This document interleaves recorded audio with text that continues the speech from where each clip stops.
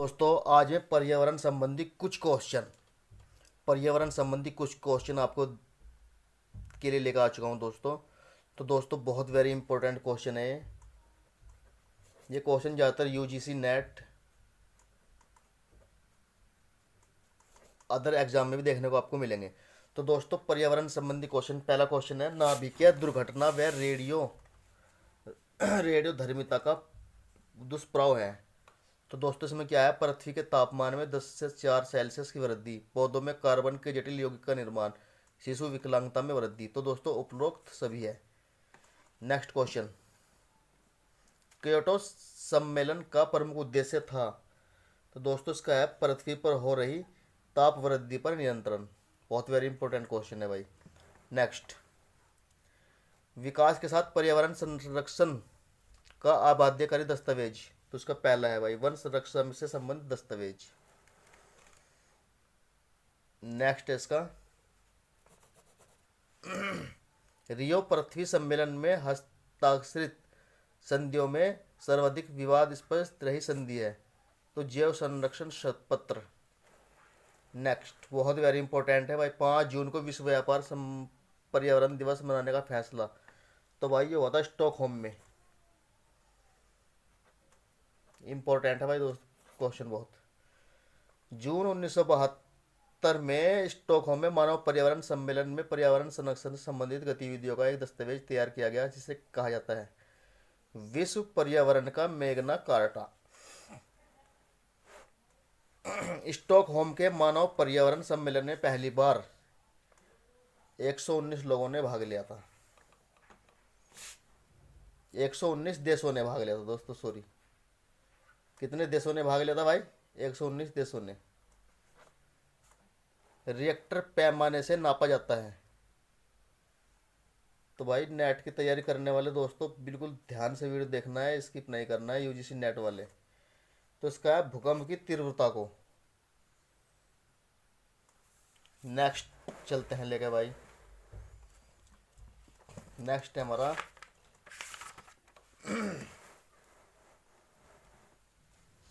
ऊर्जा के गैर परंपरागत स्रोत है।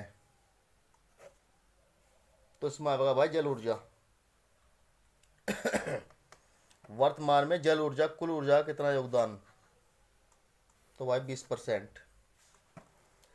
संसार में कुल ऊर्जा का कितना जीवाश्म ईंधन से प्राप्त होता है, 62%। क्योटो सम्मेलन का आयोजन वर्ष 1997। विश्वव्यापी तापमान में वृद्धि ग्लोबल वार्मिंग का दुष्परिणाम है। तो भाई इसका वर्षा की कमी, जलवायु में परिवर्तन, सूखा, अकाल व बाढ़, उपयुक्त सभी। देखो दोस्तों कितना वेरी इंपॉर्टेंट, विश्वव्यापी तापमान में वृद्धि ग्लोबल वार्मिंग का परिणाम है, वर्षा की कमी, जलवायु में परिवर्तन, सूखा, अकाल, उपयुक्त सभी। तो दोस्तों भाई चैनल सब्सक्राइब जरूर कर देना हमारा। नेक्स्ट, वर्षा जल का पीएच मान कितना होने से अम्ल वर्षा कहते हैं, कितना होने से उसे अम्ल वर्षा कहते हैं। तो एसिड रेन कहते हैं, RAIN रेन। तो यह है भाई 5.6 से कम। अत्यंत क्षारीय जल का पीएच मान होता है 14।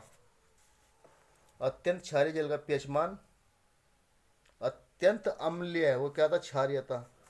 यह अम्लीय जल का पीएच मान होता है 0। पीएच मान पाया जाता है 0 से 14 के मध्य। CFC का प्रयोग किया जाता है। ध्यान से देखना भाई, CFC का प्रयोग, CFC का आपसे पूछा जा सकता है, CFC का यूज। वातानुकूलन यंत्रों के उद्योगों में, प्लास्टिक व दवा उद्योगों में, परिस्थितिक उद्योगों में उपयुक्त सभी। नेक्स्ट, निम्नलिखित में से चमत्कारी यौगिक की संज्ञा दी गई, किसे दी गई भाई, CFC को। क्वेश्चन है हमारा अम्ल वर्षा के दुष्प्रभाव को रोकने का उपाय। वृक्षारोपण को बढ़ावा, प्राकृतिक ईंधन का कम उपयोग, उपभोक्तावादी दृष्टिकोण परिवर्तन। तो उसका ऑल ऑफ दिस है भाई। CO2 में वृद्धि, सीवेज, प्लास्टिक व नॉयलॉन उद्योग, पेट्रोलियम ईंधन का दहन, ऑल ऑफ दिस। मीथेन में वृद्धि का कारण है जल मल की सड़न से। जो भाई नेट एग्जाम में आता क्वेश्चन दोस्तों, बहुत वेरी इंपॉर्टेंट क्वेश्चन है। तो नेक्स्ट है हमारा अम्लीय जल का प्रभाव है त्वचा व रोग, एलर्जी, मर्दा की उर्वरता में गिरावट, स्टोन कैंसर की समस्या, और ऑफ दिस। अम्ल सदमा किसे कहते हैं? जल के पीएच मान का अत्यधिक गिर जाना अम्ल सदमा कहलाता है। तो भाई नेक्स्ट है हमारा सीएफसी में वृद्धि का कारण। सीएफसी में वृद्धि का कारण है शीत ग्रह व रेफ्रिजरेटर। एसिड रेन इंपॉर्टेंट है भाई। एसिड रेन का नामकरण किया रॉबर्ट एंगल स्मिथ ने। दोस्तों अगर आप हमारी वीडियो देख रहे हैं तो चैनल सब्सक्राइब कर दे, बेल आइकन दबा दीजिए, जिससे कि next video very very important question होकर आपको मिलते रहे। हरित ग्रह गैसें हैं। तो भाई हरित ग्रह जो गैसें हैं CO2, CFC, मीथेन, सारी भाई सारी गैसें हैं। ठीक है भाई दोस्तों। नेक्स्ट है हमारा कोयले व पेट्रोलियम ईंधन के दहन में वायुमंडल में होती है, ये सभी गैस से होती है भाई।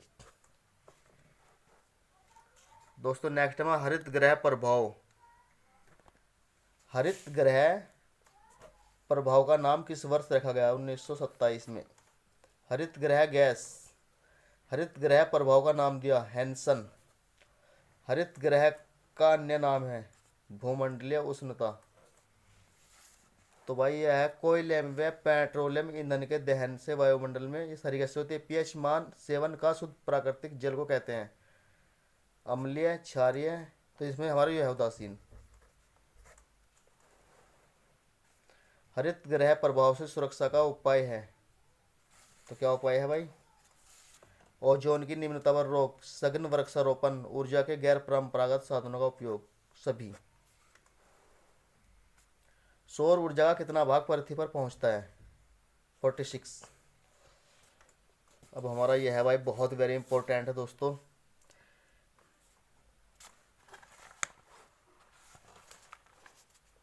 नेक्स्ट क्वेश्चन हमारा बहुत इंपॉर्टेंट है। निम्नलिखित में से कौन सी पर्यावरणीय समस्या नहीं है? तो ये पर्यावरणीय समस्या भाई, ये भी पर्यावरणीय समस्या, तो ये वाली पर्यावरणीय समस्या नहीं है। पर्यावरण समस्या का उदाहरण है ओजोन स्तर का ह्रास, अम्लीय वर्षा, हरित ग्रह, ऑल ऑफ दिस, उपयुक्त सभी। नेक्स्ट क्वेश्चन है हमारा पर्यावरणीय ह्रास का मानवीय कारण। जनसंख्या विस्फोट, नगरीकरण, वनोन्मूलन, उपयुक्त सभी। हरित ग्रह प्रभाव के द्वारा जलवायु में होने वाला परिवर्तन, तो तापमान में वृद्धि, समुद्र के जल स्तर में वृद्धि, वर्षा के प्रारूप में परिवर्तन। तो भाई नेक्स्ट क्वेश्चन बच गया, बहुत हमारा इंपॉर्टेंट है ये। पर्यावरणीय ह्रास का प्राकृतिक कारण जलवायु में परिवर्तन, भूकंप व ज्वालामुखी, दाव अग्नि